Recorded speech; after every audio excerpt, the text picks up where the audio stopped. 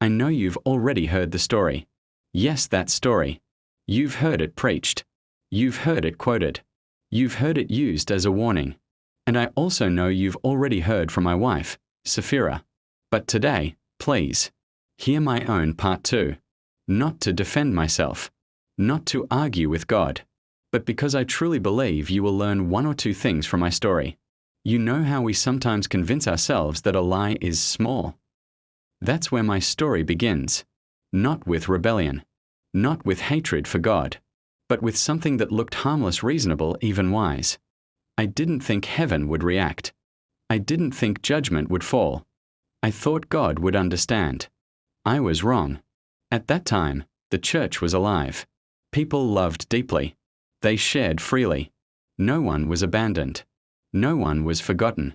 When someone sold land and gave the money, it wasn't forced. It was love. And the respect they received? It was real. One name kept coming up again and again.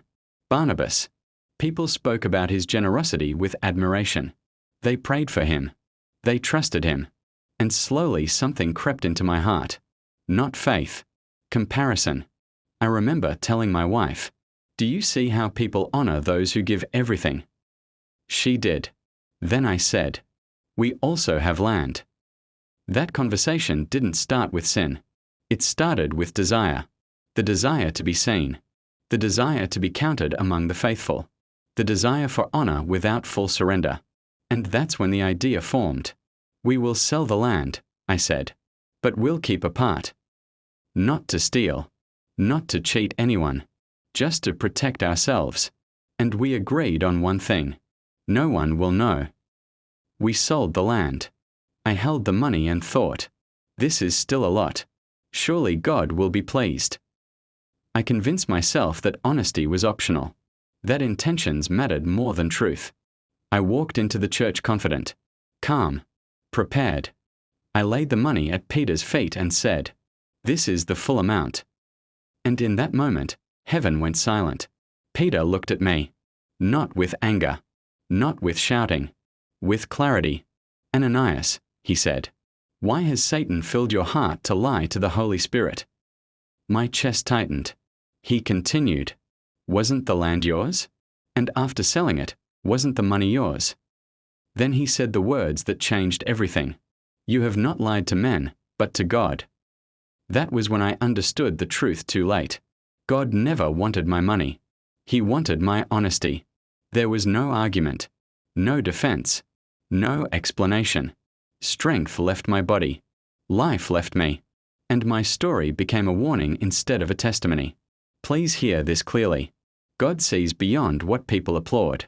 You can impress the church and still disappoint God. Half-truths are still lies. Calling it wisdom does not change what it is. Image can destroy integrity. Trying to look spiritual can cost you your soul. God values truth more than sacrifice. If I had been honest, my story would be different. My story isn't about money. It's about the lies we justify. Is dangerous, let me bring this home. Small lies are not small to God. What you hide may look harmless, but God sees the heart behind it. You don't need to impress God. He is not moved by performance, He desires truth. Partial obedience is still disobedience, especially when it is wrapped in pride. God cares more about who you are than what you give. Your money, service, talent, none of it matters without honesty. Fear of people can destroy destiny.